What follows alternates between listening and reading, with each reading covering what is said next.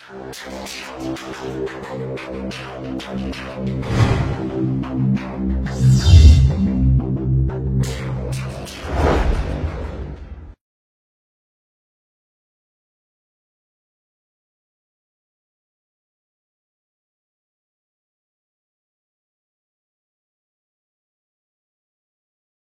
mula insya-Allah dan kita mengharapkan Allah merahmati Imam Juwaini yang merupakan imam mazhab.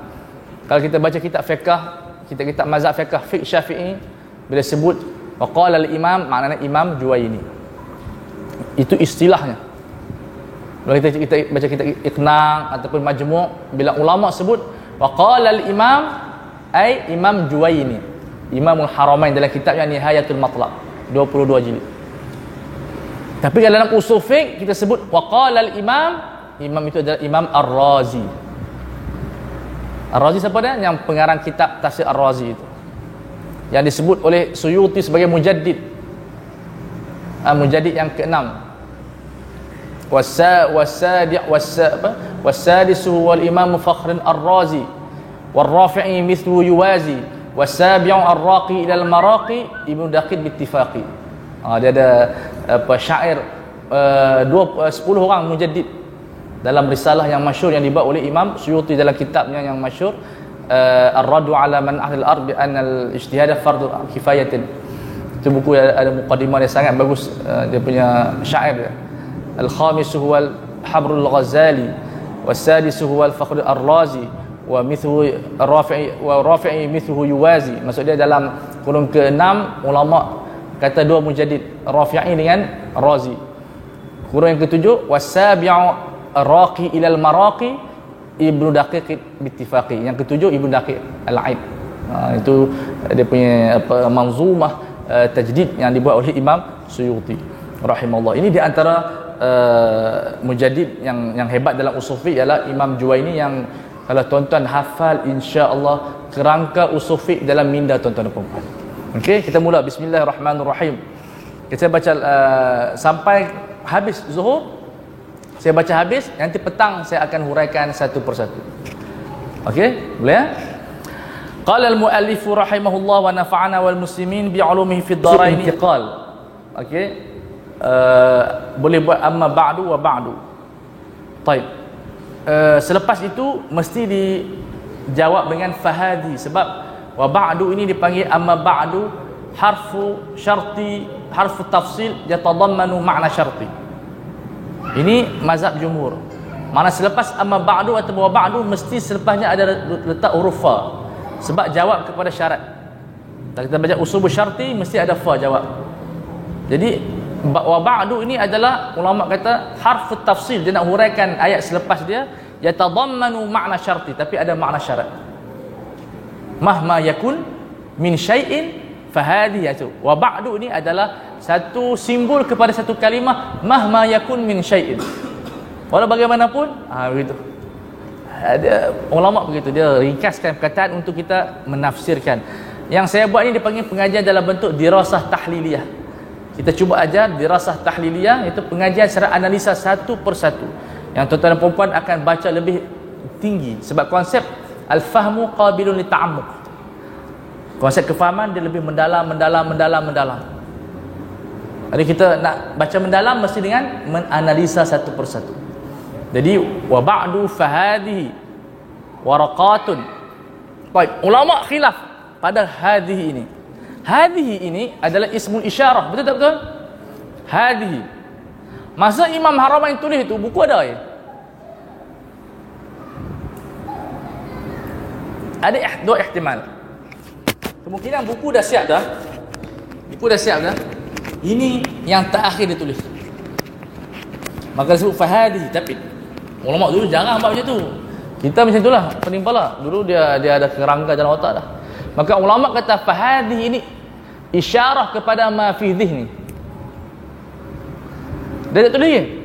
Cuma dia kata fahadihi yang ada dalam otak aku. Boleh faham tak? Isyarat ini bukan pada buku, kepada ma fi dhihni. Jadi ada dua pendapat ulama, tapi yang lebih nampak dekat ialah ma fi dhihni. Sebab dia tak tulis belakang ni.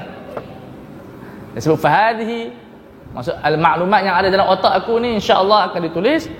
Waraqatun adalah helaian-helaian yang kecil. Waraqat digunakan untuk buku yang ringkas. Kalau kitab besar, kata ulama sebut apa? Al-kitab ismun muhtassun yashtamilu ala al-fusul wal masaili ghaliban. Itu definisi kitab. Al-kitab ismun dipanggil muhtassun yashtamilu ala al-abwab wal fusul wal masail ghaliban. Itu definisi kitab. Definisi bab, buang bab lah. Ismun muhtassun yashtamilu ala al fusul wal masail ghaliban. Kemudian kalau definisi fusul, fasal ismun muhtassun yashtamilu ala al masail ghaliban. Wal mas'alatu, apa definisi dia? Matlubun khabariyun yubarhanu alaihi fi dhalikal ilmi. Ramai orang bila baca kitab turas, dia sebut masalah persoalan, bukan persoalan. Masalah di dalam kitab fiqh ataupun usul fiqh, ia adalah jumlah mufidah, makna dia kes, isu, bukan persoalan. Dia adalah dalam mantik disebut qadiyah, dalam balaghah disebut jumlah isnad, dalam nahwu disebut jumlah mufidah, dalam fiqh disebut masalah fiqhiyah. So masalah makna dia apa? Ma yubarhanu, satu kes yang ada maudhu' dengan mahmul, yang ada dalil, yubarhanu alaihi, ada dalil dalam sebuah ilmu. As-salatu wajibatun, itu masalah, bukan persoalan. Masalah satu ilmu yang beri kita maklumat sembahyang itu adalah wajib. Tetapi walaupun kita sebut kalimah as-salatu wajibatun, di dalamnya ada nilai dalil. Kalau kita baca kitab banyak begitu, kitab Mughni, Ibnu Qudamah, mas'alatun. Maksud dia bukan persoalan. Bukan terjemah persoalan. Terjemah ialah ma yubarhanu alaihi fi dhalikal ilm. Matlubun khabariyun. Maksud apa matlubun khabariyun? Iaitu ada maudhu', ada mahmul. Dia ada ibadat, ada hukum. Maudhu' maksud dia as-salah. Apa subjektif dia? Hukum dia wajibatun. Itu dipanggil matlubun khabari ataupun masalah. So kita terjemahkan sebagai satu kes fiqhi. Nampak tak? Ini yang kita kena tahu dia punya definisi. Kalau kita jawab persoalan fiqh, bukan persoalan fiqh. Persoalan tak ada jawapan lagi. Ini dah ada jawapan dah ni. Jelas tak? Memang masalah ada dua makna. Qad yuradu biha as-su'al, tetapi dalam kitab fiqh bukan dalam bentuk soal. Dia adalah satu jumlah mufidah. Saya nak ajar satu lupa. Teknik kita baca turas, kita kena tahu turas ni dia adalah jumlah mufidah. Tahu tak jumlah mufidah apa dia? Ada mubtada dengan khabar. Okay, dalam istilah turas dia tersebut mubtada khabar disebut maudhu' mahmul. Maudhu' dengan mahmul. Okey, maudhu' ini ada beberapa bahagian yang kita kena tahu, iaitu dia adalah mubtada, dia adalah fa'il, dia adalah naib fa'il, itu dipanggil maudhu'. Okey, as-salatu wajibatun, as-salatu mubtada, maka dia maudhu' disebut. Okey, mahmul dia adalah khabar, dia adalah fa'il, sama ada mabni li majhul ataupun mabni li ma'lum. So kita bahagikan dua. Bila kita baca kitab turas, cuba kita tengok yang mana maudhu', yang mana mahmul. Maudhu' ini sama ada dia mubtada, sama ada dia adalah isim fa'il, sama ada dia adalah apa fa'il, sama ada dia adalah naib fa'il. Macam kita sebut wa yukrahu salatu, yukrah itu dipanggil mahmul walaupun dia duduk di depan, sebab dia adalah fa'il. So bila kita baca kitab fiqh, kita nak cari jumlah mufidah. Wa yukrahu salatu, tak habis itu. Ba'da salati subhi, makruh sembahyang selepas sembahyang subuh. So kita ada mahmul. Mahmul maksudnya hukum syar'i. Ingat dalam fiqh bila disebut mahmulat ialah ahkam fiqhiyah. Yang 5 itu wajib sampai kepada haram. So bila kita baca kitab fiqh, kita nak tahu di mana maudhu'at fiqh, iaitu af'al mukallafin, dan mahmulat fiqh, iaitu ahkam syar'iyah. Bila kita boleh kenal dua ini, baru kita boleh waqaf. Kalau tak kita baca tak faham makna. So kita sebut wa yukrahus salatu, di mana mahmul dia wa yukrah. So kita faham As-salah naib fa'il, maka dia ada dikit. Bau dia boleh waqaf. Macam dia sebutlah, saya makan roti. Bangali bawa rumah. Kalau kita waqaf situ malah lari. Ramai orang baca kitab fiqh macam tu. So nak tahu di mana kita nak waqaf, kena jumpa jumlah mufidah. Sebab tu ulama nahwu kata apa? Al-kalamu wal lafzul murakkabu al-mufidu bil wad'i. Dia mesti jumlah mufidah, ada maudhu', ada mahmul, dan boleh berhenti bagi orang faham. Kalau kita sebut in qama Zaidun, boleh faham tak? Sekiranya Zaidun bangun. Tak faham tak? Sebab tidak ada di sana, dia punya mahmul lagi. So kita baca kitab fiqh, kitab turas, mesti kita kenal maudhu' dengan mahmul. InsyaAllah nanti kita akan update lagi, kita cuba fahamkan lagi sampai adik-adik semua boleh baca turas dengan baik. Turas adalah apa? Ma'rifah jumlah mufidah. Di situ kalau kita baca 3 baris kitab turas, kita boleh jumpa 10 hukum. Kerana kita boleh berhenti. Satu berhenti apa jumlah mufidah, 1 hukum. Berhenti lagi 1 hukum. Kita boleh kumpul dalam 3 baris 10 hukum bila kita baca kitab turas. Subhanallah, sehari kita boleh baca 20 masalah kitab hukum. Itu kena kuatkan. Okey? Fahadhihi waraqatun tashtamilu ala usulil fiqh, yang merangkumi perbincangan usul fiqh. Allahu akbar. Ini sangat benda asal yang sangat penting yang saya akan uraikan. Usul fiqh di sana selalu orang bincang dan orang keliru di antara takrif idhafi dengan takrif laqabi. Betul tak betul? Okey. Sebelum saya nak melanjutkan lagi, siapa yang nampak usul fiqh adalah satu perkataan? Angkat tangan. Usul fiqh adalah satu perkataan. Ataupun dia nampak usul fiqh 2 perkataan. 2 perkataan. Semua nampak 2 perkataan. Maka itu bukan usul fiqh. Usul fiqh yang kita kata idhafi itu adalah muqaddimah, tapi dia bukan definisi usul fiqh. Dia adalah satu muqaddimah untuk kita nak tahu sejarah bahasa. Tetapi hakikat usul fiqh adalah mufrad. Dia adalah satu perkataan. Tidak boleh usul fiqh difahami dalam bentuk usul dan fiqh. Bila sebut definisi usul fiqh mufrad. Sebab itu kalau kita buat soalan exam, Imam Subuki dalam kitabnya Al-Ibhaj, dalam kitab usul fiqh besar, lebih kurang 7 jilid, Al-Ibhaj Syarhul Minhajul Usul, Imam Baydawi, dia memberikan perbezaan idhafi dengan laqabi. Laqabi ada 3 makna yang kita huraikan muqaddimah tadi, yang kita huraikan pada awal tadi. Mengenal dalil, cara berinteraksi dengan dalil, dan mujtahid. Ingat itu penting tu, itu asas kerangka usul fiqh.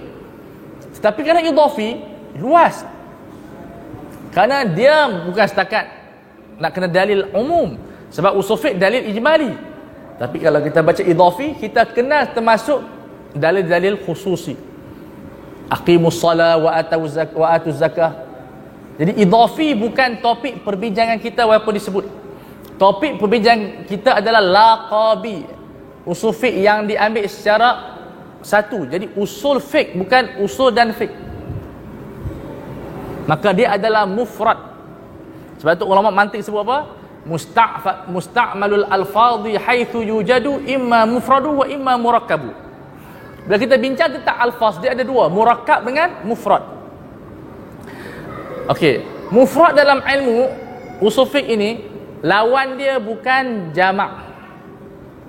Betul tak? Kalau kita punya nahwu, mufrad, musanna, jamak. Maksud dia bilangan. Tetapi yang dimaksudkan dalam ini, mufrad bukan lawan kepada adat, tetapi lawan kepada murakkab. Saya bagi contoh. Kalau kita fikir pattern nahwu, ja'al muslimuna. Al-muslimuna kita panggil apa? Jamak kan mufrad? Jamak, betul? Itu cara nahwu berfikir. Tetapi kalau mantik ataupun ilmu mantik berfikir ataupun ilmu usul berfikir, al-muslimuna adalah mufrad. Kerana lawan dia kepada murakkab.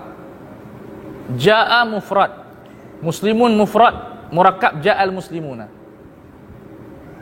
Boleh faham tak? Murakkab maksud apa? Ada dua perkataan, dhammu kalimatin ila kalimatin. Gabung dua kalimah tanpa melihat kepada dia jamak ataupun dia mufrad dari sudut bilangan. Okey, pening kepala? Okey, kita cuba ringankan insya-Allah. Mufrad di dalam mantik berlainan dari sudut nahwu. Nahwu fokus kepada bilangan. Mufrad 1, muthanna 2, jamak 3 ke atas. Mantik fokus kepada adakah dia murakkab ataupun dia kalimah, satu kalimah. Satu kalimah sama ada dia jamak ataupun mufrad, tetap dinamakan mufrad. Bila bergabung dengan satu kalimah yang lain, nama dia murakkab. Muhammadun mujtahidun, murakkab. Dibuang mujtahidun jadi Muhammad, jadi mufrad. Mujtahidun mufrad. Gabungan Muhammad mujtahid jadi apa? Murakkab. Usul kalimah, fiqh kalimah, jadi usul fiqh murakkab. Itu bukan definisi usul fiqh. Definisi usul fiqh melihat usul fiqh itu sebagai mufrad. Ia telah menjadi mufrad. Dia bukan lagi dua kalimah. Dan apa definisi mufrad? Apa definisi murakkab? Ma dalla juz'uhu ala juz'i ma'nahu. Murakkab maknanya ditafsirkan dengan makna satu lagi. Contoh disebut usulul fiqh. Maknanya usul ada makna, fiqh ada makna. Betul tak? Usul ada makna, maksud dalil, fiqh pun ada makna. Tetapi mufrad, usulul fiqh, usul tak ada makna, fiqh tak ada makna, melainkan dua gabungan tu. Seperti Zaidun, Zai, ya dal. Zai ada makna tak? Ya ada makna tak? Dal, dia kena Zaidun baru ada makna. Mufrad tidak ada makna pada pecahan dia. Murakkab ada makna pada pecahannya. Abdullah, hamba. Allah, Tuhan, ada makna dia. Nampak tak? Tetapi kalau mufrad, Zaidun, Zai ada makna tak? Ada makna Zai? Tak ada makna. Ya, tak ada makna. Dal, tak ada makna. Zaidun baru ada makna. Nama seorang insan. Maka usul fiqh yang kita nak bincang ni ialah Zaidun. Oh, macam mana? Okey? Nak jelahi? Jangan malu. La tastahi. Akhwat macam mana? Okey? Okey kepada mana? Kepada positif ke kepada negatif? Okey, insya-Allah positif lah. Ni kamu kena tahu ni sebab ramai student keliru bila kita sebut uzkur ta'rif laqabi li usul fiqh. Dia bagi ta'rif idhafi. Kita minta ta'rif usul fiqh bukan ta'rif idhafi, makna permulaan cerita usul fiqh tu. Itu tidak ada kaitan dengan usul fiqh. Kita nak belajar ta'rif laqabi yang kita sebut tadi, ma'rifatu dalailil fiqhi ijmalan wa kaifiyatil istifadati minha wa halil mustafid. Itulah dia panggil ta'rif bil basit ataupun ta'rif laqabi. Maknanya usul tidak ada makna, fiqh tak ada makna, melainkan gabungan. Maka ia menjadi mufrad.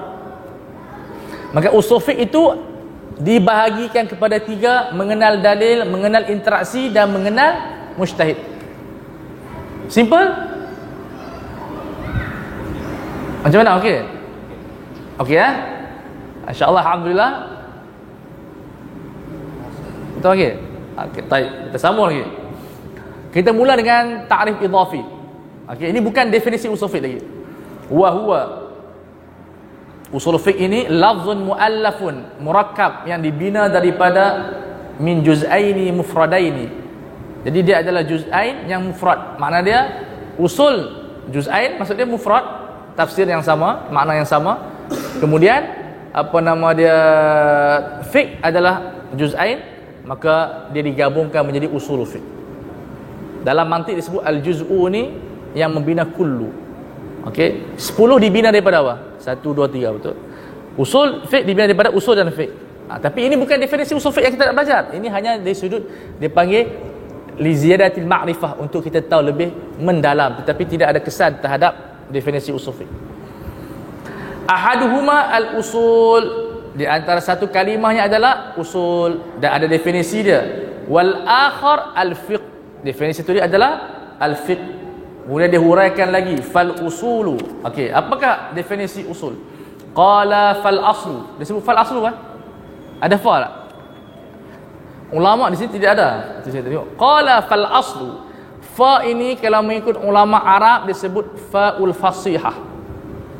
Fa al fasihah. Fa alif lam fa sad apa fasih ya ha ta marbutah. Betul tak? Fa dia ada dua, fa tafra'iyah dengan fa fasihah. Saya nak ajar kamu macam mana nak berfikir cara betul. Okey, best tak? Alhamdulillah. Jadi fa'ul fasihah ini maksud dia yakshifu yafsahu an syartin muqaddar. Dia menunjukkan kita di sana ada syarat yang tersembunyi. Maknanya fa idza aradta an ta'rifa ma'na al-asli fal aslu. Dia buang panjang. Jadilah fa itu meringkaskan satu jumlah yang tersembunyi. Kalau kita terjemah cara eloknya, kalau kamu nak tahu makna asal, fal aslu ma yubna alaihi ghairuh. Tetapi kenapa ulama sebut fa? Yafsahu an syartin muqaddar. Arab ni dia suka ringkas, dalam Quran banyak. Bila kita baca Quran, kenapa dibuang? Tiba-tiba ada hukum dah. Di sana ada benda yang tertinggal. Sebahagiannya dihuraikan dalam bentuk fa'ul fasihah. Mana fasihah ni dia membongkarkan di sana ada syartun muqaddar. Itu idza aradta an ta'rifa ma'nal asli fal aslu. Jadi sebab fa ni fa ada jawab, tapi di mana dia punya syarat dia? Tersembunyi. Nampak? Okey, baik. Fal aslu ma yubna alaihi ghairuh. Macam mana?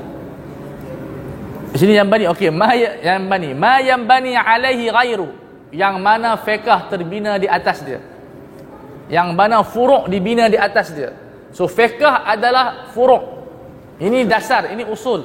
Apa yang diletakkan ke atas usul itu dipanggil al-aslu, ma yang bani alaihi ghairuh. Maksud ghairul asli. Ghairul asli itu disebut sebagai al-far'u. So inilah ad-dalil al-fiqhu, bukan al-fiqhu ad-dalil. Tetapi kadang-kadang disebut fiqh tanpa dalil. Dia bukan tidak ada dalil, ada dalil. Cuma dari sudut kita menyebut dari sudut memulakan benda yang penting untuk orang awam. Ulama apabila membahaskan isu takdim, dia ada 5 anwa'. Mana meletakkan yang mana dulu dan depan belakang. Dia ada cara berfikir dia. Disebut anwa'ut taqaddumi khamsatun ya fata aqarrum min asy-sya'ri wa'taraf. Dalam peletakan dahulu dan belakang ni ada 5 bahagian. Macam Quran letak walladzi khalaqal mauta wal hayah. Al maut dengan hayah, siapa dulu? Hayah kan mati. Tetapi kenapa sebut al maut dulu? Di situ bukan takdim zaman. Bukan nak cerita tentang masa, tapi nak cerita tentang kemuliaan. Di antara kemuliaan mati dan hidup, mati lebih mulia. Maka Allah Ta'ala dahulukan taqaddum dari sudut syaraf.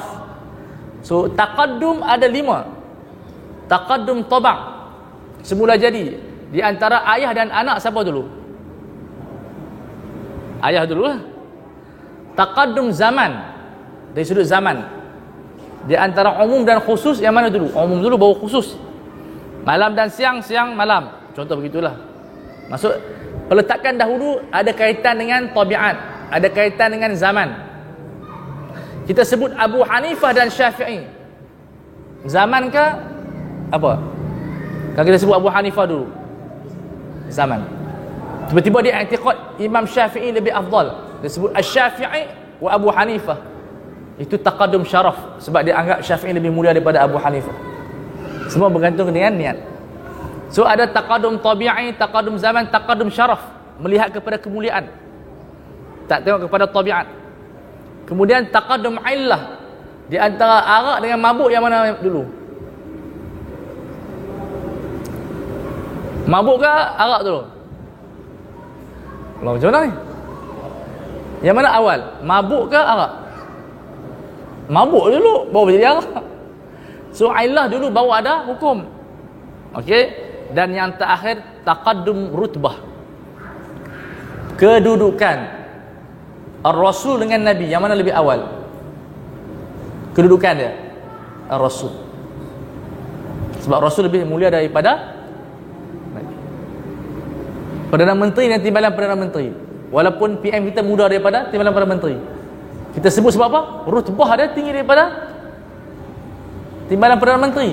Maka bila kita tidak sebut taqaddum, peletakan, kita tengok kita nak niat apa? Mulia, zaman, illah, tabiat ataupun kedudukan. Ini di antara cara kita berfikir. So kadang-kadang kita sebut dulu bukan kerana dia mulia, kerana zaman. Kadang-kadang kita sebut dia dulu bukan kerana zaman, tapi kerana kemuliaan. So ulama kata anwa'ut taqaddumi ya khamsatun ya fata aqarram min asy-sya'ri wa'taraf. Ada 5 bahagian. Tengok ulama dia hurai sampai cara begitu untuk kita berfikir cara betul. Kalau tak kita akan kata apa ulama ni tulis. Dah, dia ada cara dia. Okey. Kemudian mana dia? Wal far'u ma yubna ala ghairihi. Furu' ataupun fiqh dibina di atas dalil. Apa faedah dia cerita begini? Nak bagi tahu bahawasanya usul fiqh ini dan fiqh adalah serasi. Tidak ada usul tanpa fiqh, tidak ada fiqh tanpa usul. Mesti usul membawa kepada furu'. Mesti furu' ada usulnya. Bacalah semua kitab fiqh dan cari usulnya. Sudah pasti dijumpai insya-Allah. Cuma kita tak belajar usul fiqh, macam mana kita nak tahu usulnya di mana? Maka kita boleh iktisyaf pandangan-pandangan ulama melalui ilmu usul. Kenapa Ibn Taymiyah kata apabila kumpulan Ibn Taymiyah ada grup dia, grup pemuda-pemuda yang dia tarbiyah, melihat sekumpulan pemuda minum arak, Ibn Taymiyah larang anak-anak murid dia ni, melarang pada mereka daripada berhenti minum arak.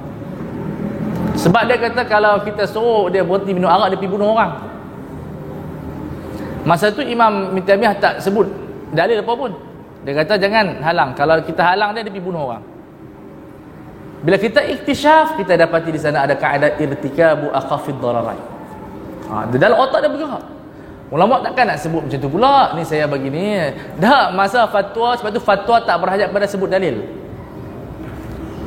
Kalau kita tanya dalil tak kena. Nak tanya dalil main belajar. Macam ni boleh.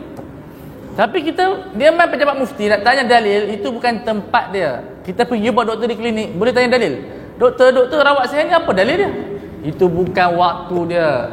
Di kulli maqam maqal. Nak tahu dalil doktor, pergi belajar di universiti. So kalau kita nak tanya hukum praktikal, tak berhajat kepada dalil, sebab dalil tersembunyi di dalam otak seorang mufti. Tapi kita belajar usul fiqh. Baik, ta'riful fiqh. Wal fiqhu ma'rifatul ahkami syar'iyyati allati tariquha ijtihad. Ajaib. Fiqh adalah mempelajari hukum syarak yang 5, wajib sampai kepada haram. Cuba kita tengok uslub bahasa Arab dia. Allati bila diletakkan dalam uslub balaghah menyatakan yufidul hasra. Mana semata-mata begitu. Tak ada cara macam iyyaka na'budu wa iyyaka nasta'in. Faham tak? Mana fiqh ini tidak ada jalan yang lain melainkan ijtihad. Kalau bukan ijtihad, dia panggil syariah. Sembahyang 5 waktu bukan fiqh. Dia adalah syariah, disebut dalam bentuk majaz saja, tapi hakikat akademik bukan fiqh. Puasa Ramadan bukan fiqh, dia adalah syariah. Ini penting ni pembahagian ini. Fiqh allati hanya tariquha al-ijtihad. Fiqh bukan nas. Fiqh bukan rigid. Fiqh adalah ijtihad. Bila ijtihad, maka berlakulah ikhtilaf. Jangan mengangankan fiqh satu pendapat, kerana definisi dia begitu. Ma'rifatul ahkami syar'iyyati allati. Kalau tak sebut allati tak apa, tapi allati mana dia hanya membataskan kepada tariquha al-ijtihad, jalannya hanya kepada ijtihad. Tengok ulama bila letak satu benda tu, dia nak bagi kita faham dengan baik bahawa jangan menganggapkan fiqh itu ia adalah syariah. Fiqh adalah fiqh, syariah adalah syariah. Tapi saya ada sini poin yang penting. Kenapa ulama sebut makrifah? Makrifah yatatallabu arba'ah arkan. Bila sebut makrifah ini, dia menuntut kepada 4 rukun ataupun 5 rukun, iaitu talibul ilmi, pelajar. Makrifah ni menuntut kepada belajar. Al-ustaz, guru. Al-kitab, al-manhaj, metodologi. Yang kelima, al-bi'ah, universiti ataupun pondok. Untuk mendapat makrifah berhajat kepada 5 rukun. Talib, kita mesti talib, mesti hadir kelas, jangan wakil orang. Ni kebaikan orang persatuan lah. Dia pergi mesyuarat, dia hantar PA dia masuk kelas. Ini memang hawa biru. Tinggal kelas. Ajaib. Mula jadi Imam Syafi'i. Jadi mesti talibul ilmi mesti ada. Kemudian al-ustaz, al-kitab, mesti ada kitab. Sebab kitab ini ada 2. Satu kitab taharruj, kata ulama, kitab yang melatih kita jadi ulama, seperti Iqna', Waraqat, mesti baca habis dengan guru. Dalam mazhab Maliki dia sebut kitab Mukhtasar Khalil, Hanafi kitab seperti Al-Ikhtiyar. Dia mesti ada kitab, dia panggil kitab macam mengaji medik lah. Dia ada buku khas untuk jadi doktor. So dia panggil kitab At-Takharruj, kitab yang bila kita baca dan belajar jadi ulama. Okey. Dan yang kedua, kitab Istikmali Takwin, yang melengkapkan ulama kita. Itu baca sendiri. Tetapi selepas kita mendalami kitab Takharruj, seperti Majmu', Mughni bin Qudamah, kita tu tak diajar. Kerana kitab tu kitab mausu'i, kitab untuk disempurnakan perjalanan ilmu kita. Sikit-sikit boleh, tetapi dia bukan kitab asas. Perlu belajar kitab kecil-kecil dulu untuk membentuk fikrah alimiyah. Baru kita baca Majmu', baru kita faham apa yang diinginkan oleh Imam Nawawi. Sebab tu dibuat kitab seperti Iqna', Minhaj, adalah untuk melatih jadi ulama. Kitab itu dikarang untuk menjadi ulama, seperti Ashbah Nazair. Dia niat tulis tu nak jadikan kita sebagai mukharrij. Dalam Ashbah Muqaddimah dia disebut wa bihi yuqtadaru 'ala al-ilhaq wa at-tahrij. Dengan kitab ini insya-Allah, dengan masalah yang ditimbulkan dalam kitab ini, kamu mampu menjadi orang yang mentahrid masalah baru. Ditulis buku ini adalah untuk melatih kita memahami kes moden berdasarkan kefahaman buku turas. Dia niat begitu. Wa bihi yuqtadaru 'ala al-ihaq wa at-tahrij. Ini kata-kata Imam Suyuti pada Muqaddimah Ashbah. Itu penting, yang apabila kita memahami kitab sedemikian, kita apa kita baca tak ada masalah. Mana ada orang yang kitab Majmu', tak habis 24 jilid. Nak habis bila? Baca kitab kecil-kecil untuk kita habiskan. So ini di antara rukun untuk kita belajar. Dia panggil 5 rukun. So kita mesti patuhi. Kemudian bi'ah, mesti ada universiti, mesti ada tempat. Ni belajar di mana? Facebook, blog. Itu dipanggil maklumat, bukan ilmu. Di sana ada maklumat, di sana ada ilmu. Ilmu yuwassil ilal matlub, membawa kita pada natijah. Maklumat hanya bagi tahu secara am saja. Kita baca majalah medik, itu maklumat. Tetapi belajar buku medik itu ilmu. Sebab tu dia panggil al-alim. Maklumat dia panggil musaqqaf. Tahu, itulah. Semua dia tahu. Maka ulama definisikan al-alim alladhi ya'rifu kulla syai'in an syai'in. Alim ini tahu semua benda dalam satu perkara. Wal musaqqaf ya'rifu syai'an an kulli syai'in. Dia tahu sikit-sikit tapi semua perkara dia tahu. Tapi sikit kan? Tak boleh nak mengajak. Orang tanya hadis, oh tahu hadis. Ulum hadis, tahu. Fiqh tahu, usul fiqh tahu, tapi tahu sikit. Itu tak boleh jadi ulama. Ulama ya'rifu kulla syai'in an syai'in. Ini definisi yang orang ulama telah tetapkan. Baik, jelas kan? Kita teruskan lagi. Qala al-ahkamu sab'atun. Hukum syar'i ada 7. Digabungkan taklifi dengan wad'i. al-wajibu wal mandubu wal mubahu wal mahdhuru wal makruhu. Mahdhur maksud dia haram, was sahih wal batil. Seolah-olah Imam Haramain ini melihat hukum wadai dengan taklifi ini adalah hukum syar'i. Sebab itu Syatibi disebut dalam Muwafaqat, al-hukmu syar'i ma'khudun minal khitabaini. Hukum syarak diambil daripada dua khitab, khitabut taklifi wa khitabil wadai. Jadi dia gabung. Wadai maksud dia hukum pemberitahu. Dia bukan matlamat, dia macam Allah sebutkan bila tergelincir matahari, maka tergelincir matahari itu memberitahu di sana ada sembahyang zuhur. Itu dipanggil hukum wadai. Imam Ibnu Najjar, dia selalu kalau kita baca kitab yang lain dia sebut hukum wadai, hukum ja'li. Orang tak faham kan hukum ja'li. Okey. Tapi Ibnu Najjar dalam kitab Al-Kawkabul Munir, seorang ulama Hambali, kitab usul fiqh sangat bagus, ada 4 jilid ditahqiq oleh Muhammad Zuhaili. Dia sebut di situ hukum wadai ai ikhbari. Lebih jelas. Hukum wadai maksudnya hukum yang bagi tahu kepada kita di sana ada hukum taklifi. Allahu akbar. Jelas tak? Mudah tak? Tak jelas juga. Hukum taklifi haram, betul dah. Hukum wadai bukan haram. Hukum wadai dia bagi tahu kepada kita di sana ada hukum haram. Di sana ada hukum wajib. Di sana ada hukum tertentu. Bila masuk waktu maghrib itu bagi tahu di sana wajib sembahyang maghrib. Itu dipanggil hukum wadai. Mati ayah kita, dia bagi tahu di sana ada faraid. Maksudnya wadai itu ai ikhbariyun. Hukum yang bagi tahu kepada kita ada hukum yang lain. Nampak? Jelas? Simple? Ada tak faham ya? Okey, mudah kan?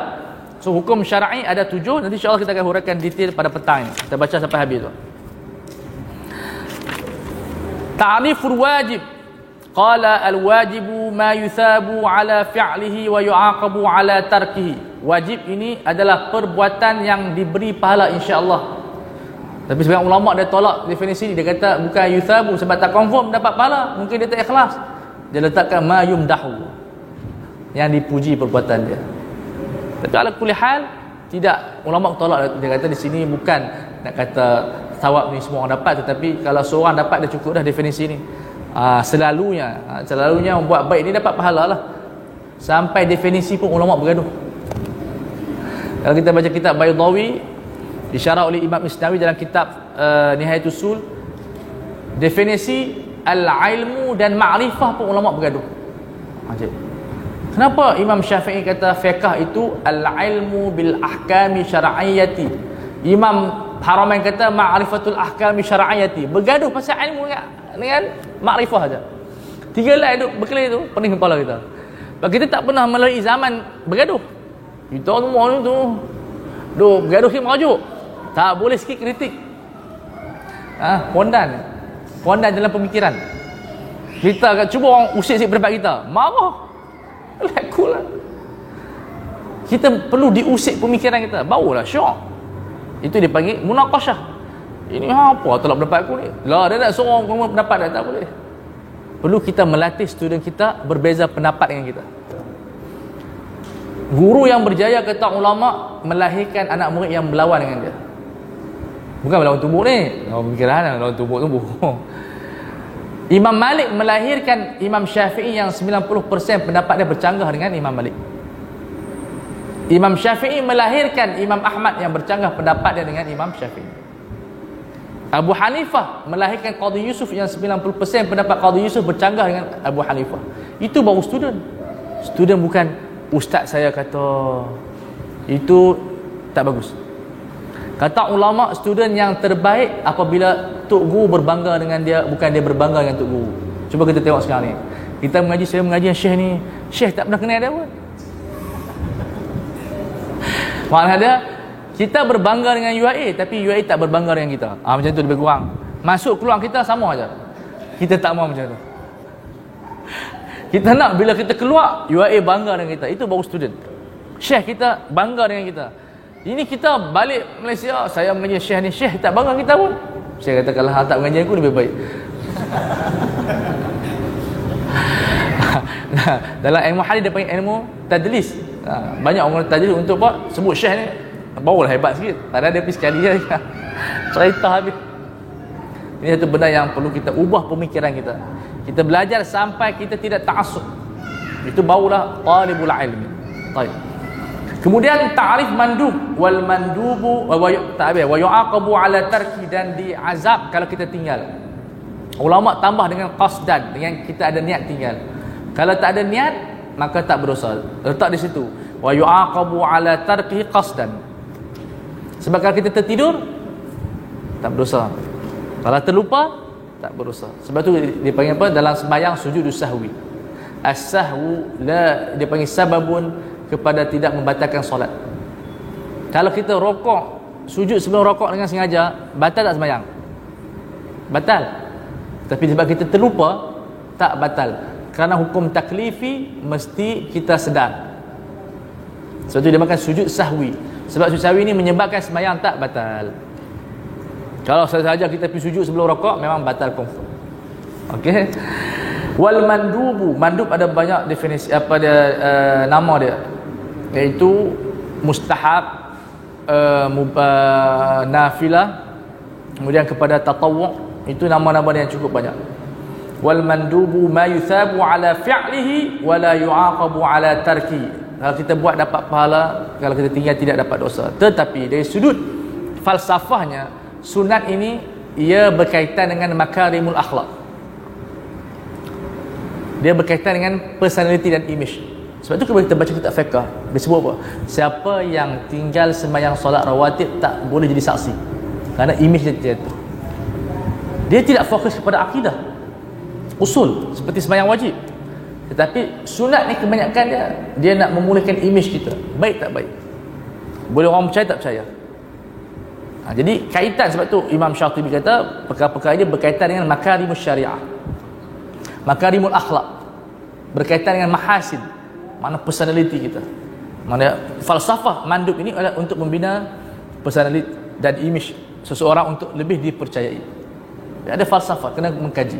Okey? Baik. Kemudian ta'rif al-mubah. Wal mubahu ma la yuthabu ala fi'lihi wa la yu'aqabu ala tarkihi. Mubah ini satu benda yang tidak diberi pahala, kalau kita tinggal, kalau kita buat pun tak dapat dosa. Tetapi ingat kaedah Imam Syatibi tadi, al-ibahah tatajadzabuha al-ahkam al-baqiyah. Walaupun dia harus, tetapi dia tidak selamat daripada 4 hukum yang lain. Kita makan harus, tetapi makan macam ulak sawah tidur seminggu, itu namanya haram. Kadang-kadang makan jadi wajib. Bila pesawah nak buat sawah, dia kena makan banyak. Dulu orang buat sawah makan pulut, sebab dia satu hari dia nak buat sawah. Kita terbalik, makan pulut tidur. Makan sama, hukum berbeza. Sebab itu dalam mazhab Hanafi dia bincang tentang ada bab yang kita kena wajib makan banyak kerana nak buat kerja. Kita macam mana? Duduk dalam bilik makan banyak, nak berhukum apa? Dua, sama ada haram atau makruh. Makan pulut pula tu, santan pula, tak kita tarik, tambah roti canai. Dah 3 tahun pergi mana? Pergi tidak kembali. Okey. Ta'riful mahdhur. Wal mahdhur maksud al haram ma yuthabu ala tarkihi wa yu'aqabu ala fi'lihi. Haram satu benda yang dapat pahala kalau kita tinggal, dan dapat dosa kalau kita buat. Ini saya nak beritahu di sini apa penting kita hafal dan ingat. Bila kita baca kitab fiqh, bila ulama sebut wa yukrahu, apa yang al mutabadi ila dini, apa yang dapat di otak kita.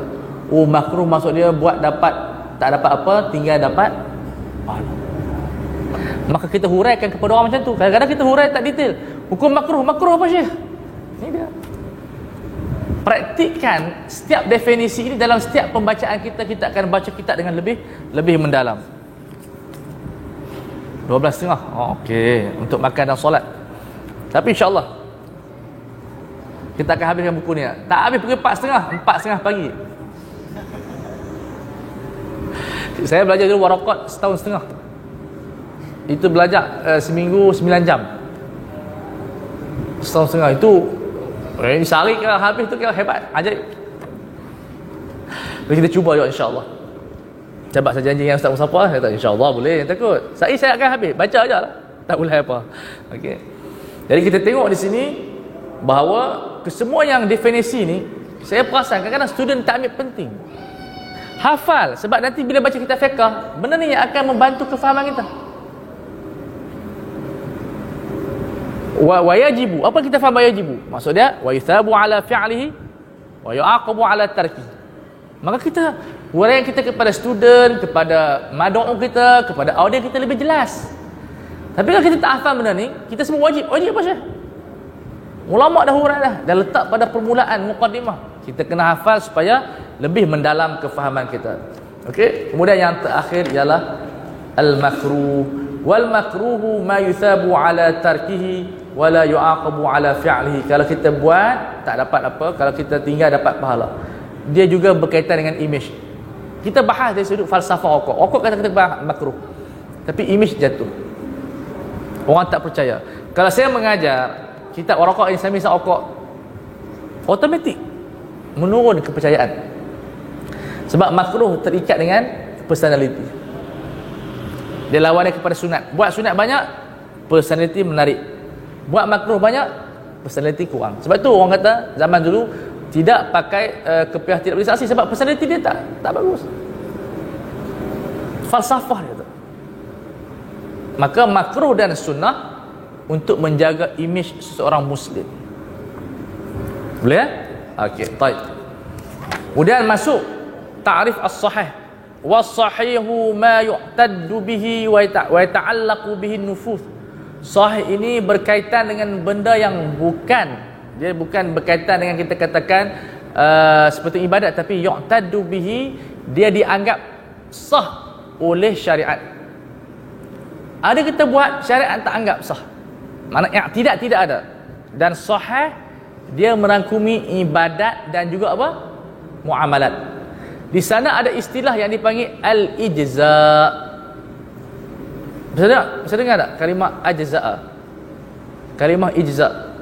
Kalimah ijza' hanya digunakan untuk ibadat, muamalat, tidak ada kalimah ijza'.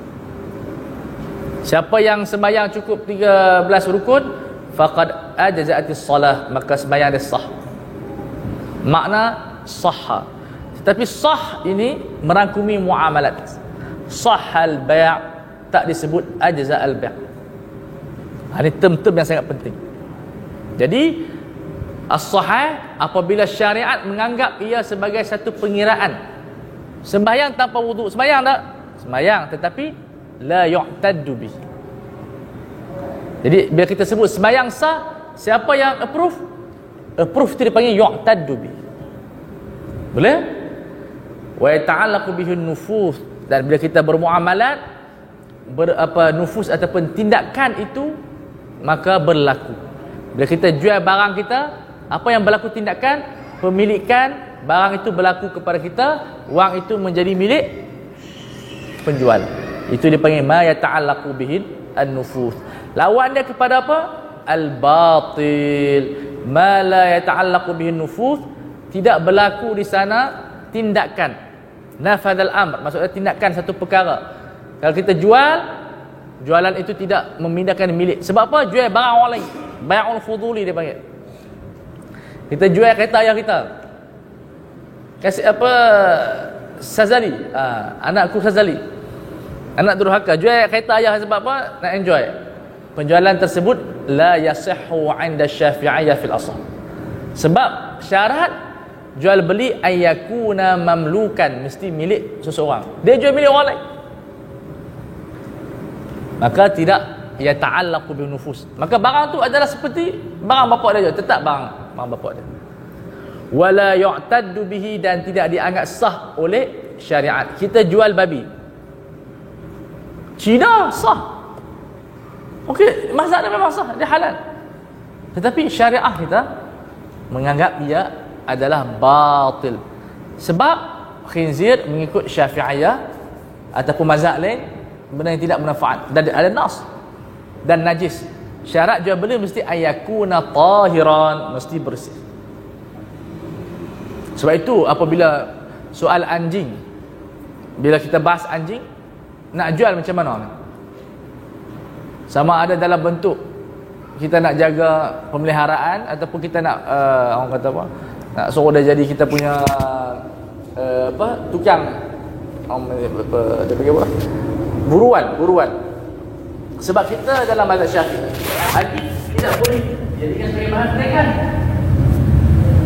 Sebab dikiaskan kepada Nabi Rasulullah antara ada hadis kalbi dari khinzir. Ada tidak boleh kita ambil wang babi ataupun anjing. Maka ulama di sana Syafi'iyah bagi kita satu penyelesaian. Kita tidak menjual beli tapi kita baca riba. Dalam istilahnya dia bagi rafu jadi al-ikhtisas. Kita tak jual, kita bagi je. Dan itu orang tu penghibir pun bagi je. Dan akad suara macam riba untuk mengelak daripada jual beli. Melainkan mazhab yang lain. Mana dia seperti Hanafi dan Maliki boleh jual beli.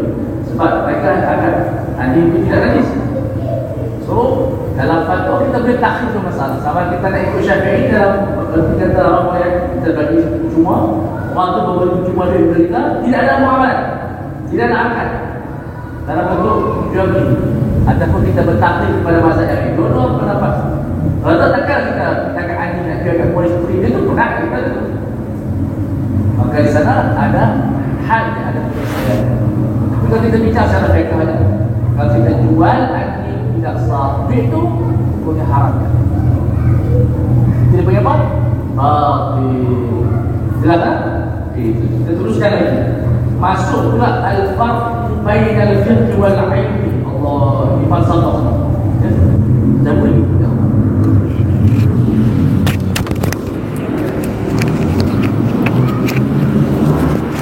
Al-fiqhu akhassu min al-ilmi. Fiqh lebih khusus daripada ilmi. Sebab ilmu merangkumi ilmu tafsir, ilmu hadis. Adapun fiqh khusus kepada fiqh kita. Sebab itu disebut apa? Wal fiqhu akhassu min al-ilmi. Sebab di sana ada alim tafsir, di sana ada alim hadis. Maka dalam mantik disebut di sini alaqah ada al-umum wal khususul mutlaq. Saya nasihatkan student kena belajar mantik. Ada belajar mantik tak? Analisa saya, kelemahan student tidak boleh baca turas sebab tidak ada mantik. Bukan mentai, mantik. Mentai hidung kan bukan dia. Mantik. Logical. Penting sangat mantik. InsyaAllah nanti kita akan buat siri depan na'u mantik pula. Dia mantik lebih susah daripada ni. Saya rasa first pening, kedua pengsan, tiga mati. Tapi tak apa, insya-Allah mati syahid. Baik. Wal fiqhu akhassu min al-ilmi. Maka ulama mantik sebut alaqah dia al-umum wal khususul mutlaq. Ilmu itu umum, fiqh itu khusus. Semua fiqh adalah ilmu, bukan semua ilmu adalah fiqh. Boleh dapat? Kullu fiqhin ilmun wa laysa kullu ilmin fiqhan. Itu dia punya kronologi dia. Jadi kamu faqih, maka kamu ulama. Kamu ulama tapi tak sebenarnya faqih. Mungkin ulama bidang lain. Sebab itu disebut al-ulama wal fuqaha. Sebab fuqaha lebih khusus daripada al-ulama. Macam doktor lah, doktor di sana ada pakar pula. Semua pakar adalah doktor, bukan semua doktor adalah pakar. Hubungan ini sangat penting. Dia punya alaqah al-fas sangat penting di dalam kita menganalisa semua bidang ilmu turas dan ilmu syariah. Okey, apa beza maksiat dengan bid'ah? Konsep yang sama. Alaqah umum wa khususul mutlaq. Kullu bid'atin maksiyah wa laysa kullu maksiatin bid'ah. Semua bid'ah adalah maksiat tetapi bukan semua maksiat adalah bid'ah. Semua benda bila kita belajar ilmu mantik, melihat kepada alfaz, kita akan dapat membezakan satu perkara dengan satu perkara yang lain. Itu dalam falsafah dia panggil al-aqliyah fariqah. Akal yang dapat membezakan benda yang nampak sama tapi tak sama. Macam Rizan katalah, sama tapi tak serupa dengan Ustaz Azhar Idrus. Dia berlakon jadi Azhar, Ustaz Azhar Idrus kan. Dia kata ini sama tapi tak serupa. Dalam marja lawak tu. Ini bukan ilmu lah, cerita. Jadi Dalam fiqh ada nampak sama tapi tak serupa. Itu dipanggil fannul ashbah wan nadhair ataupun furu' fiqhiyah. Kita nampak sama tapi tak serupa. Pasal apa ulama ni kata boleh ni tak boleh pula? Di situ dipanggil furu' fiqhiyah. Kata Imam Suyuti, di sana ada bab yang sangat penting. Disebut muttahidatun suratan wa ma'nan mukhtalifatun illatan wa hukman. Rupa sebab nampak sama, illah dengan hukum berbeza. Satu benda ilmu yang dipelajari dalam kitab Al-Furuq Fiqhiyah oleh Imam Qarafi. Sangat detail. Dan ia akan dibahas bila kita dah habis usul fiqh, kita baca insya-Allah. Tapi itulah hakikat ulama. Nak capai tahap begitu, mereka belajar sungguh-sungguh. Yang heran di zaman sekarang ni tak belajar apa. Orang dulu baca buku 4 buah, tulis 4 baris. Kita baca 4 baris, tulis 4 buah buku. Boleh faham? Dulu mereka tulis 4 baris tu hasil daripada 4 buah buku. Kita dah 4 buah buku baru baca 4 baris. Itulah model kita. Heran tu. Sebab tu ulama kata apa? Imam Haramain ini belajar kitab 4 buah dengan tok guru dia. Baca 100 buah sendiri. Kita kena macam tu. Di sekolah kita, silibus kita 4 buah buku, di library 100 buah buku kita baca. Yang sama tajuk dengan dia. Semua ulama macam tu. Dia tak baca buku silibus je. Tetapi bila dia baca, contoh dia belajar Sahih Bukhari, dia baca Kutubus Sittah sendiri. Ini hanya baca Sahih. Bukhari tak baca. Mana baca kita tak habis. Ini yang memainkan kepala kita sekarang. Baik, wal ilmu ma'rifatul ma'lum ala ma huwa bih. Ilmu itu mengetahui satu perkara mengikut hakikatnya. Ini definisi ilmu. Ulama khilaf, adakah ilmu boleh ditakrifkan? Imam Haramain definisikan. Mengetahui satu perkara mengikut hakikat dia. Apa contoh dia? Dulu kita tengok matahari berpusing. Siapa yang berpusing sebenarnya? Bumi. Maka bila kita tahu bumi yang berpusing, itulah ilmu, mengetahui ke atas hakikat dia. Kalau kita tahu tapi tak betul, itu dia panggil waqi'. Waqi' ni kadang-kadang betul, kadang-kadang tak betul. Dulu orang memberi hukum di atas waqi' dia melihat matahari yang berpusing. Tetapi hakikatnya ataupun istilah falsafahnya dia panggil nafsul amri. Di sana ada benda yang sangat penting kita kena tahu. Ada prinsip waqi' dan di situlah berjalannya fiqh. Dan prinsip nafsul amri, haqiqatul amri. Hakikat perkara. Kita buat fiqh bukan di atas dasar nafsul amri, suka kita nak tahu. Tetapi kita buat di atas waqi'. Sekarang kita menghadap kiblat Kaabah, waqi' kan nafsul amri. Mungkin salah. Yang kita buat ni dia panggil fiqhul waqi'. Apa yang kita nampak pada zahirnya kita buat, tetapi mungkin hakikat tak betul. Ilmu kita bukan nak tahu waqi', tetapi nak tahu nafsul amri. Ini peringkat yang sangat tinggi. Nak tahu macam mana? Kena cek balik definisi kita yang pertama, sumber dia Al-Quran Sunnah. Sebab itu dalam kitab matan Tauhid Nasafi disebut asbabul ma'rifati thalathah. Punca kepada pengetahuan ada 3. Nak beritahu asbabul ilmi thalathah, al-khabarus sadiq, wal aqlu wal adah. Satu Quran Sunnah, satu akal bagi sumber kepada kita, satu eksperimen.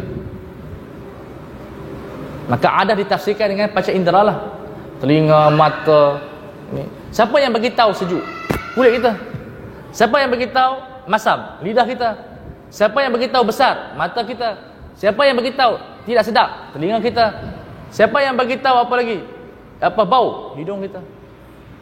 Kesemuanya dipanggil eksperimen. Ajaib tak? Ajaib. Semuanya ulama susun untuk kita mengetahui dengan aliyat yang sudah ada. Al-khabarus sadiq, Quran Sunnah ijma', kemudian akal yang memberi satu panduan kepada kita. Kemudiannya adalah tajribah ataupun eksperimen. Kita sekarang kita tahu api panas sebab dah orang bagi tahu dah. Tapi sebelum tahu keputusan api panas tu, kena pergi cuba dululah. Sabun, rasa apa sabun? Masak ke baik? Dia akali ke asid? Akali sifat dia apa? Pahit. Rasa je. Mana inter taklid. Tengok. Pihak rasa tengok. Sedap. Makan-makan innalillah. Okey, itu di antara benda yang saya nak dedahkan. Maka itu sangat penting. Kerana apa? Ini dipanggil maratib akal. Akal bermula tahap yang paling tinggi dengan al-ilmu. Kita tahu betul-betul. Kemudian lawan dia adalah jahlu. Akal dapat silap maklumat. Allah. Dia i'tiqad tapi tak betul. Seperti falasifah kata alam ini qadim. Alam ini adalah qadim. Ini istilah jumhur ulama lah. Kalau Ibn Rushdi, qadim dia masuk lagi. Di sini berlaku pertengkaran Ibn Rushdi dengan Ghazali. Baik. Jadi bila kita i'tiqad alam ini qadim, i'tiqad ada gambaran tetapi salah. Itu dipanggil al-jahlu. Maka ulama kata apa? Wal jahlu tasawwuru syai'i ala khilafi ma huwa bih. Kita i'tiqad berlainan dengan hakikat dia.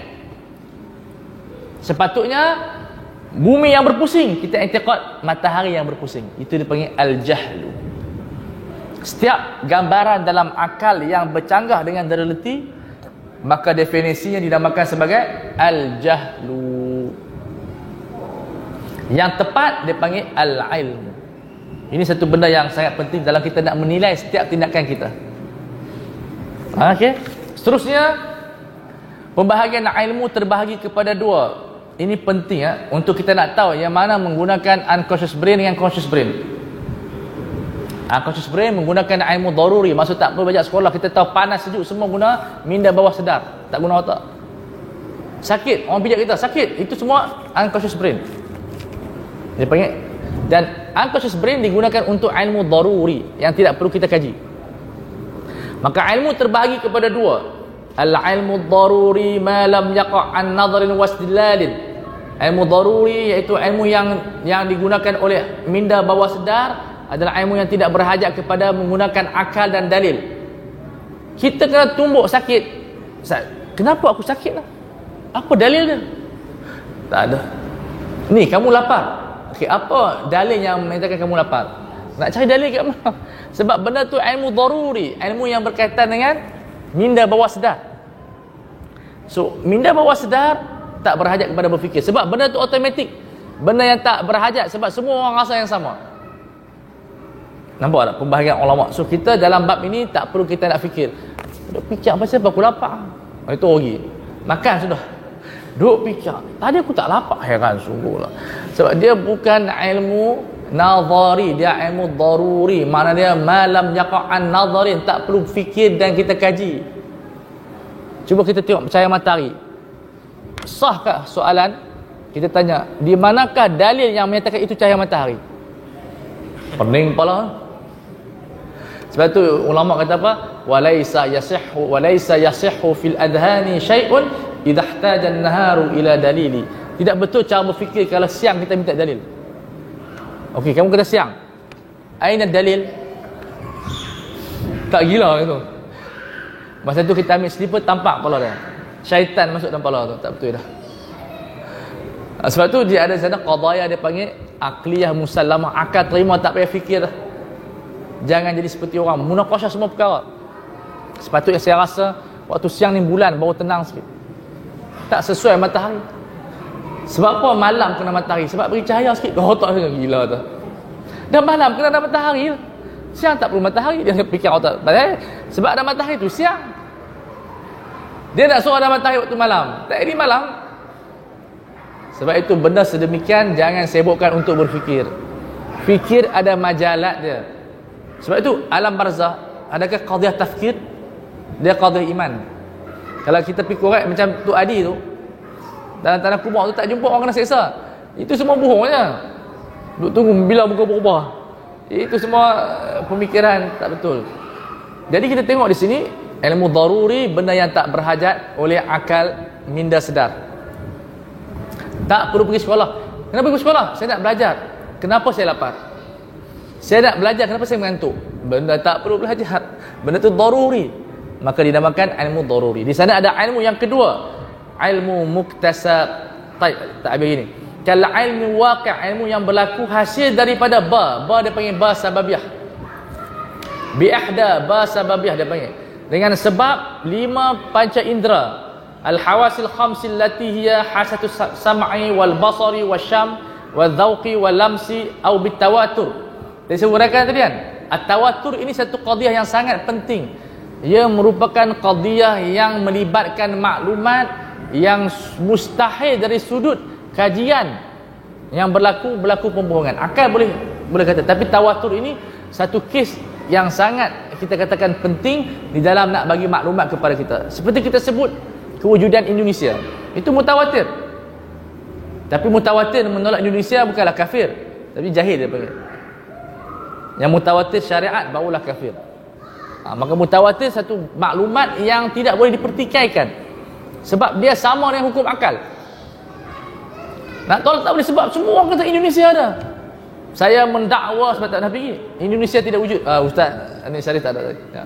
Sebab dia duduk di sini. Kalau dia ada Indonesia, dia tak duduk sini. Contoh kita kata, maka berhujahlah di mana Indonesia sebenarnya, pening kepala.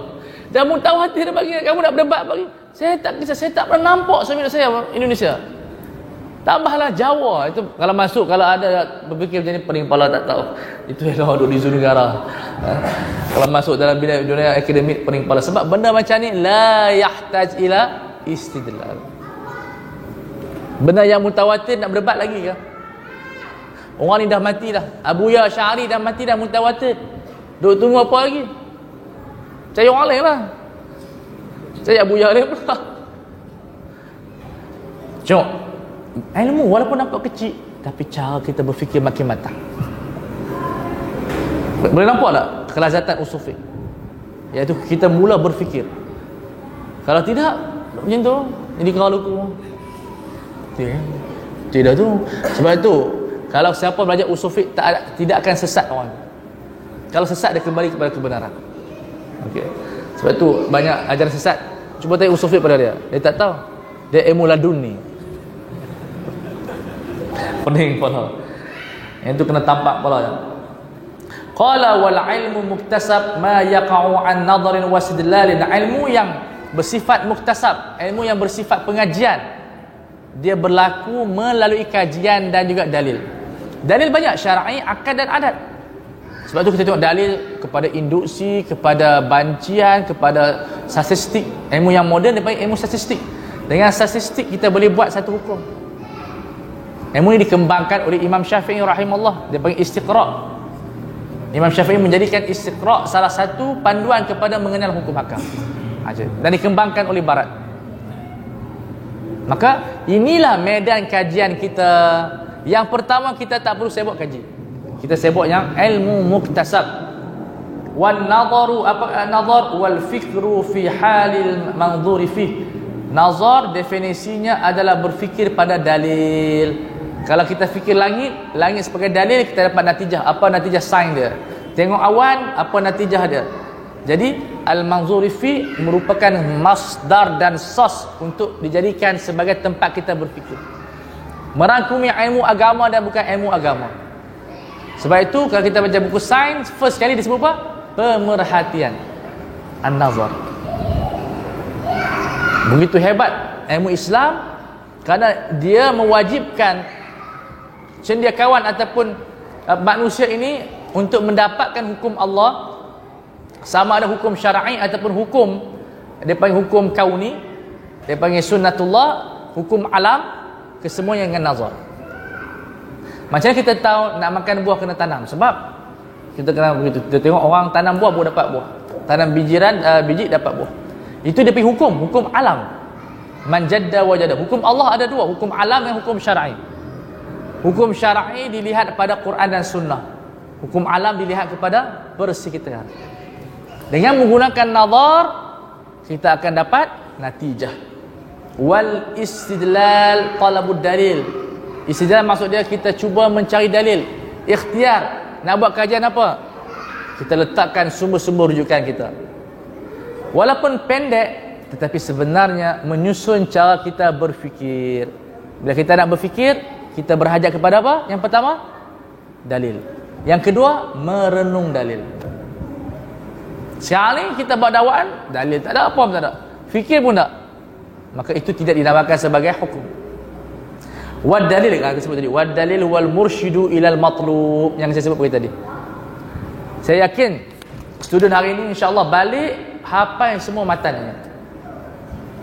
Yakin kalau hafal matan ini ada keberkatan dan ada peningkatan ilmu yang baik. Okey? Kemudian kita berpindah kepada zon. Ini dipanggil aqsamul madarik. Peringkat kita faham dia ada 4 atau 5. Bermula dengan yakin, disebut ilmu tadi. Yakin. Kadang-kadang kita tak sampai yakin, kita zon. Zon ni maksud apa? Kemungkinan makna yang berlawanan wujud. Kita sebut yakin tu majas. Kita rasa sembahyang kita sah. Sembahyang sah. Tiba-tiba habis sembahyang, kan kita terkoyak. Maka sembahyang kita tak sah. Tiba-tiba ada najis di bawah tapak kaki kita. Itu dipanggil zon. Peringkat yang tinggi yakin, kita cek semua tak ada dah. Memang tak ada betul, itu dipanggil al-ilmu. Tapi al-ilmu tidak berkaitan dengan fiqh, berkaitan dengan akidah sahaja. Fiqh kata ulama al-fiqhu min babi dhunun. Dalam Baydawi sebut waqila al-fiqhu min babi dhunun. Fiqh ini berkaitan dengan zon saja. Kalau yakin mati kita. Kita mandi wajib, belakang nampak tak kena semua? Pernah cek? Ambil cermin? Kita zon saja. Sebab al-fiqhu yaduru ma'adhan. Tak perlu kita yakin. Cuba cek tengok kan. Ni, so isteri kita cek belakang. Kena semua dah. Kita pun cek. Yang tak ada isteri nak cek je lah. Panggil kawan. Ni Hamad tengok belakang aku. Tengok berutu. Dia tahu tak berutu apa? Penuh jerawat lah. Kita dah yang berutu. Cek-cek bukan cek. Badahan penuh jerawat sini. Tampuk tai unta banyak. Orang suruh cek ayak kena tak kena. Dia pergi cek tampuk tai unta. Ini muskilah. So peringkat yang kedua adalah zon, iaitu apa dia? Tajwizu amrayni ahaduma adhamil akhar. Kita ada dua interpretasi, tapi interpretasi yang lebih kuat itu yang kita pegang. Maksudnya di sana ada dua gambaran, sah tidak sah, kita yakin sah, itu dipanggil zon. Mana yang kita pegang itu 90%. Tengok dari jauh muka macam Mahmud. Okey, kita nampak macam syak. Syak mana tak confirm, Mahmud ke Ahmad, itu dia panggil syak. Nampak macam confirm, itu dia panggil zon. Confirm, dia panggil yakin. Kita semua bermula macam tu. Kehidupan kita hakikatnya, ulama cerita, hari-hari berlaku pada kita. Nampak dari jauh, kapal terbang ke helikopter. Kita baca macam tu juga. Bermula dengan waham, mana dapat sikit gambaran. Kemudian syak, kemudian zon, yakin. Macam tu doktor belajar diagnosis, dia tak nampak dia ni sakit apa, nampak macam, kemudian syak, kemungkinan kanser ni, kemungkinan tak kanser. Tengok lagi, ni kanser ni, tengok ni betul-betul kanser. Ini dia panggil apa? Aqsam madarik. Hari-hari berlaku dalam otak kita, tapi kita tak sedar sebenarnya. Lapar, rasa aku syak, lapak tak lapak tu mengawak. Sebab dia bukan ilmu nazari, dia ilmu daruri. Oh, lapak pun kena syak jenuh tak? Sebab tu ulama bahagi nampak. Syak ilmu kesemuanya ilmu iktisabi, tak maksud dalam ilmu daruri. Mengantuk. Saya syak lah ustaz. Saya mengantuk ke tak mengantuk tau? Syak lah. Betul habis ni celau. Dia campur dengan ilmu daruri, campur dengan ilmu muktasab. Walaupun benda ni kecil, sebenarnya memberi pemikiran kita luar biasa. Kita dah kenal yang mana satu untuk kita fikir, yang mana satu untuk kita syak. Syak berlaku pada ilmu iktisab. Okey? Ilmu daruri, mengantuk pun nak syak tu. Mana ada mengantuk tidur tu, tak payah nak tidur, dia tidur sendiri. Ustaz, tadi saya syak tu yang saya tidur tu. Ustaz tu betul juga tu. Ustaz tu tak belajar ilmu ni, dia pening kepala. Tak kena tipu ya. Okey, wasyakku tajwizu amrayni la maziyata li ahadima 'alal akhar. Syak ini kemungkinan dia kita kebarangkalian kita ada dua pendapat, tapi satu pun tak jelas. Kita confuse. Confuse itulah dinamakan syak. Nak datang tak datang, nak datang tak datang, itu syak.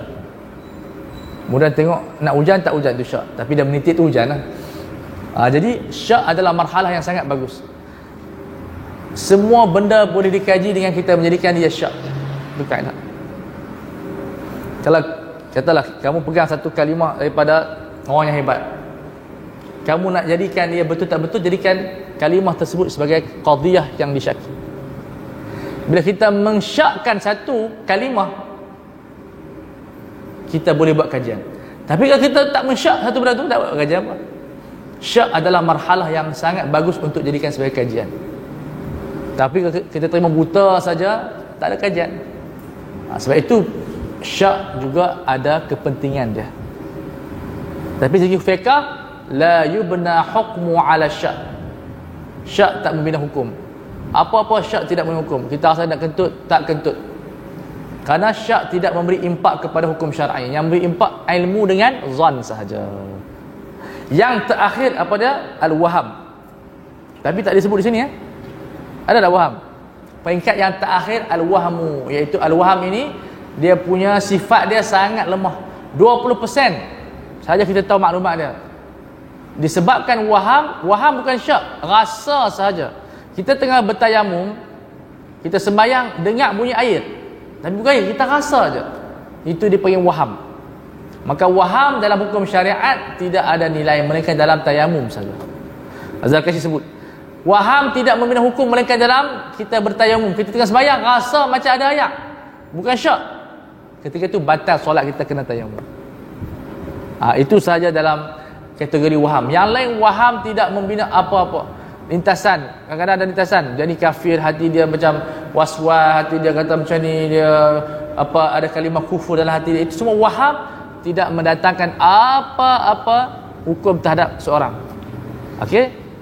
Jelas okey, baru nak masuk definisi usul fiqh. Baik. Ini baru definisi yang sebenarnya. Tadi yang kita bincang tadi, ulama kata muqaddimah usulul fiqh. Yang kita lalui semua itu bukan usul fiqh.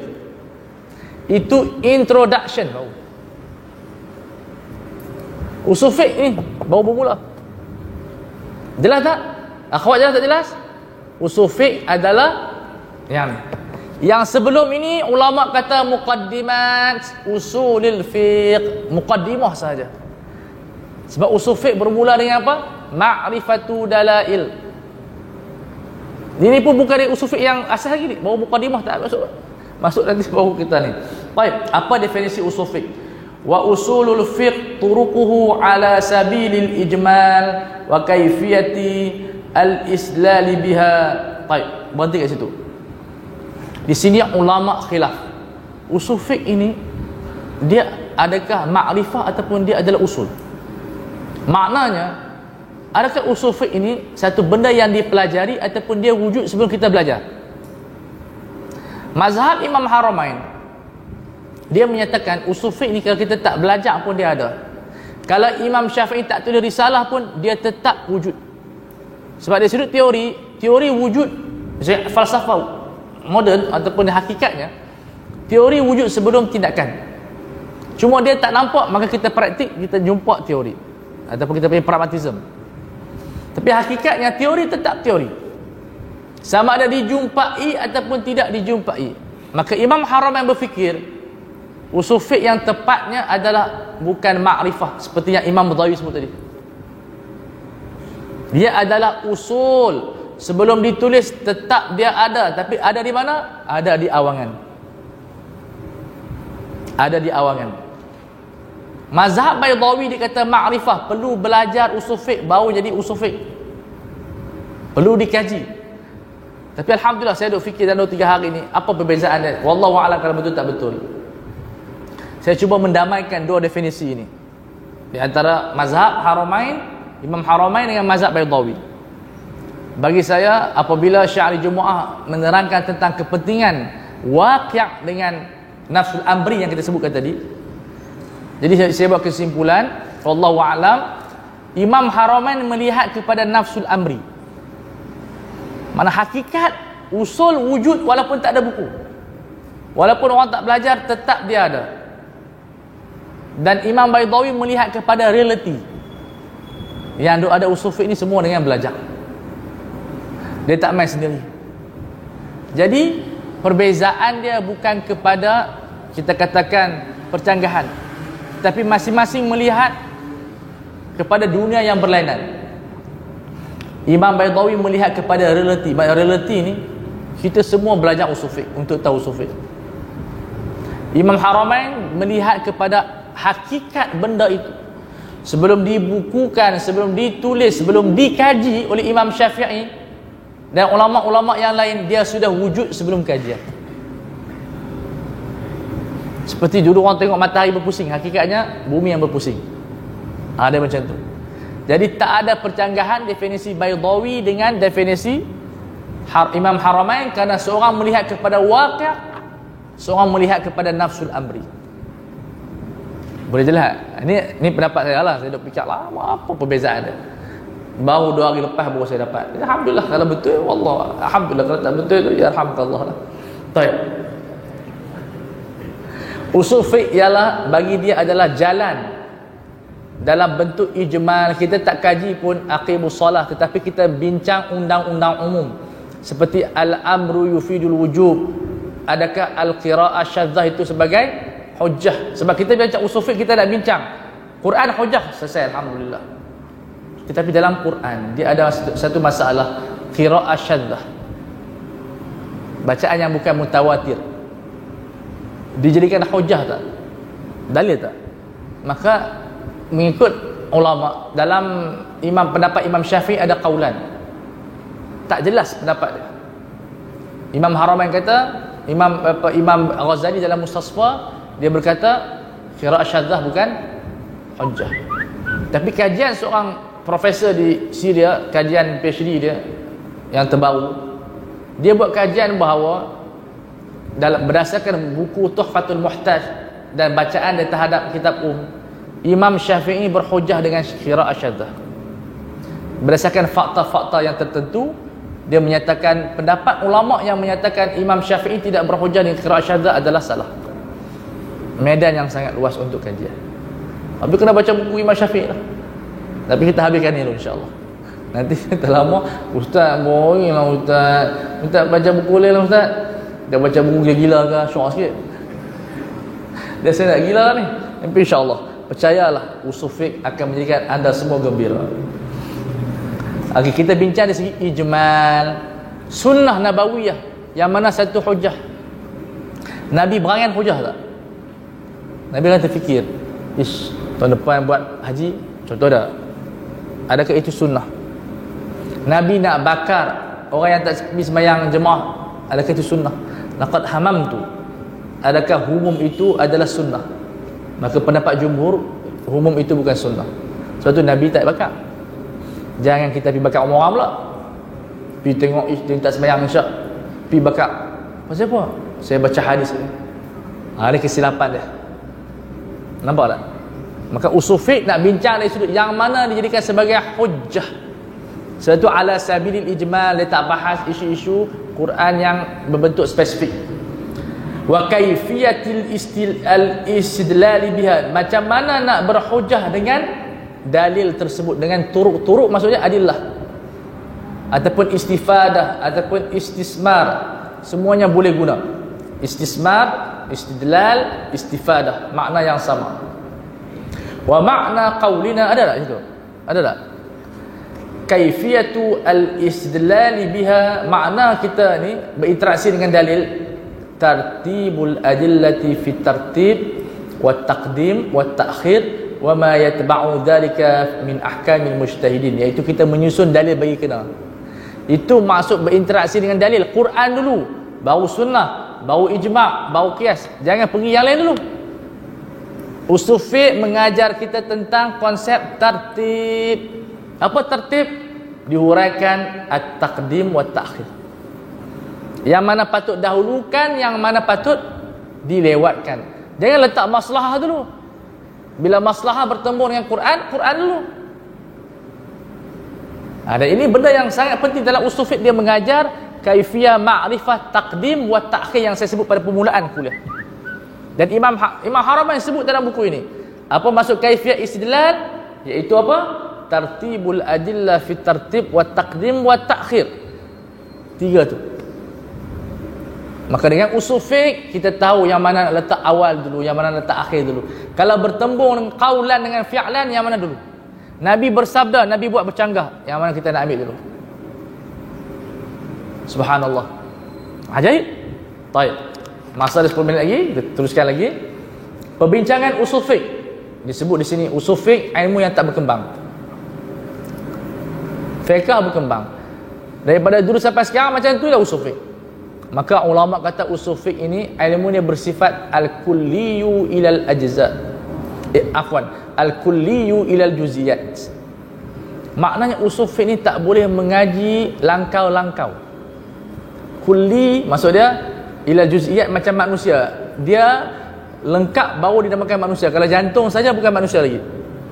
So kalau kita belajar, orang bahas, saya belajar bab qiyas, adakah saya pakai usul fiqh? Usul fiqh tidak ada istilah takhassus. Saya lebih kurang macam nahwu. Saya dalam nahwu ni, saya tahu mubtada'. Khabar tak tahu. Perimbala. Saya mengaji kat guru sampai mubtada'. Kitab Ibnu Aqil. Tapi mubtada', khabar tak tahu. Boleh tak kita sebut jadi pakar nahwu? Tak boleh. Sebab ada ilmu yang boleh kita takhassus seperti fiqh. Kalau belajar bab ibadat saja, tak belajar bab muamalat pun boleh. Sebab tak ada kaitan. Tapi ilmu usul fiqh dan nahwu tak ada pecahan. Dia mesti A to Z. Mesti daripada awal sampai habis. Sebab sifat dia kulliyu. Al-kulliyu ini dia masuk ulama, dia tidak boleh dipisah-pisahkan. Kalau al-kullu fiqh, masuk al-kullu alif lam kaf lam, dia boleh dipecah-pecahkan macam meja. Meja dipecahkan kepada kayu, cermin dan juga paku. Tapi insan boleh tak? Nak kahwin dengan badan kamu lah, kepala tak boleh? Tak boleh. Sebab tu ulama kata ba'du syai'i ghairu syai'i. Kaedah dia. Ba'du asy-syai'i, sebahagian benda bukan benda tu. Sebahagian usul fiqh bukan usul fiqh. Dapat tak? Ba'du asy-syai'i ghair yara asy-syai'i, bukan satu benda. Maksud ba'du usulul fiqh ghairu usulul fiqh. Sebahagian ilmu usul bukan usul. Kena belajar A to Z. Siapa yang belajar usul fiqh sekerat, maka dia tidak boleh jadi mufti. Dia tak boleh jadi faqih sebab ilmu usul fiqh bersifat sempurna macam nahwu. Kalau belajar bab mubtada' mesti belajar bab khabar. Kalau belajar bab fa'il mesti ada fa'ilnya. Ini saya belajar fa'il tapi fa'il tak belajar. Kenapa tu guru mati masa tu? Pening kepala. Jadi kita dah tahu dah. Sebahagian ilmu di sana bersifat sempurna, ada yang bersifat boleh dipecah-pecahkan. Usul fiqh ilmu yang tak boleh dipecah-pecahkan. Apa perbincangan dia? Wa min abwabil usulil fiqh aqsamul kalam. Kita akan belajar bab kalam, hakikat majaz. Wal amru wan nahyu, arahan larangan. Am, khas. Am lawan kepada khas. Mujmal lawan kepada mubayyan. Zahir lawan kepada muawwal. Kemudian af'al di sini. Af'al maksudnya di sini af'al Rasulullah sallallahu alaihi wasallam. Kemudian nasah mansukh wal ijma' wal qiyas wal ahbar, merangkumi sunnah nabawiyah. Kemudian qaul sahabi, adakah hujjah, juga dibincangkan. Wal hadar wal ibaha, itu dalam bab al-istishab. Adakah hukum asal haram ataupun harus. Tertibul adillah, kalau bertemu mutawatir dengan ahad, Nabi yang mana satu. Sifatul mufti wal mustafti, sifat mufti dan mustafti. Dan ahkamul mujtahidin, dan hukum ini bukan hukum syar'i. Hukum maksud dia al-atharus sabit, apa implikasi daripada pembahasan mujtahidin. Hukum ada dua makna, satu implikasi, satu masalah hukum syar'i. Baik, di sana ulama membezakan di antara mufti dan mujtahid. Ini istilah usul fiqh. Mufti lebih khusus daripada mujtahid. Sebab tu dia ada sifatul mufti dan ahkam mujtahidin. Mujtahid rendah sedikit daripada mufti. Tapi mufti bukan definisi moden, definisi ulama usul fiqh. Disebut semua mufti adalah mujtahid, tetapi bukan semua mujtahid adalah mufti. Kerana mufti ditambah sifat siqah. Mujtahid kalau orang jahat pun tak apa. Kalau ada penyamun pun boleh. Tiba-tiba penyamun itu mujtahid. Ada dalam masalah fiqh disebut as-sariqul faqih. Itu. Seorang faqih yang seorang pencuri yang faqih. Bila masuk mahkamah, dia nak bagi gugur, okey, potong tangan, dia berkata kepada qadi, tuan qadi, dulu pernah tuan ini dia kata nak hadiah kepada saya. Dia menimbulkan syubhat. Dengan perkataan tersebut syubhat berlaku sebab tuan dia janji nak bagi benda tu hadiah kepada dia, maka tidak dikenakan potong tangan. Maka ulama kata ini as-sariqul faqih, seorang pencuri yang pakar dalam fiqh. So mujtahid tak disyaratkan adil sebab kemudian dia penyamun, kemudian dia pacul pun boleh jadi faqih, tak ada masalah. Tetapi untuk jadi mufti mesti ada siqah, mesti ada sifat wara'. Pergi jumpa mufti, ni mufti ke pemain bola pakai pendek, pergi tengok bola malam, tengok Pahang dengan apa Johor, duk melompat sekali. Kata mufti, hai ya ni hukum, tengok bola tu pakai baju bola Pahang apa semua tu pendek, tak selalu macam tu. Sebab tu mufti ada pakaian khusus dia. Tapi zaman sekarang ni mufti semua orang pakai pakaian dia. Dan sepatutnya pakaian mufti tak dipakai oleh orang lain. Zaman dulu kita baca sejarah, mufti-mufti ni dia ada pakaian khusus macam doktor. Kita cuba pakai doktor, polis tangkap. Kita pakai pakaian polis, polis tangkap. Saya polis juga, tapi polis palsu. Tak boleh orang ni pakai pakaian polis. Saya ni pakai yang ulama semua pakai, yang tak ulama pakai, yang malahun pun pakai, semua pakai. Jadi yang mana tu ulama? Sepatutnya etika profesional ulama ada pakaian khusus. Bukan untuk sombong, nak tahu siapa dia ulama ni. Ini yang tak ulama pun tu dia, yang ulama pun pakai yang sama, orang confuse. Tapi dalam bidang ni kita akui profesional dia. Cuba saya main ni pakai baju tentera, teruk. Jadi dalam ini juga ulama membincangkan isu yang khusus tentang perkara tersebut. Jadi mufti satu kedudukan yang luar biasa, sebab dia adalah tukang sains Tuhan. Sebab tu Ibn Qayyim tulis kitab nama dia I'lamul Muwaqqi'in Ar-Rabbil Alamin. Metode i'lam maksud dia manhaj. Kalau matbu'ah dia tulis a'lam maksud sejarah. Tapi yang sahih kata Syekh Radhawi a'lam, sebab buku tu nak cerita pasal manhaj mufti. So yang tepatnya i'lamul muwaqqi'in Ar-Rabbil Alamin. Mufti tukang sains daripada Tuhan, pertengahan di antara Tuhan dan hamba dia. Bukan senang. Macam kitab Siyarus Salikin, ada orang baca Siyarus Salikin, tepat, tetapi buku tu dia tak cerita sejarah, dia nak cerita manhaj tasawuf. Maka yang tepatnya Siyarus Salikin, manhaj. Okay. Bukanlah kata tersalah, cuma kalau kita kaji isi kandungannya lebih tepat kepada manhaj. Begitu yang i'lam, lebih tepat kepada i'lamul muwaqqi'in. Ulama sampai tajuk pun khilaf. Sebab nak tengok yang mana satu. Kita okey je, tak apalah, kita langkah-langkah lah. Sebab kita dia panggil otak malas berfikir. Kita kena jadi orang yang kuat berfikir. Kalau kita mengaji nahwu, semua kita i'rab. Masjada yumasjidu. Sampai tu kita i'rab. Orang gila nahwu ni dia kena i'rab semua benda. Kalau kepala otak dia apa? Kepala otak.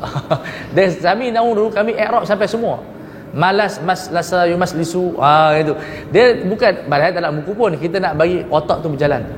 Ni mengaji nahwu macam tu tidur boleh tak boleh dia nahwu mesti aktif, usul fiqh mesti juga aktif.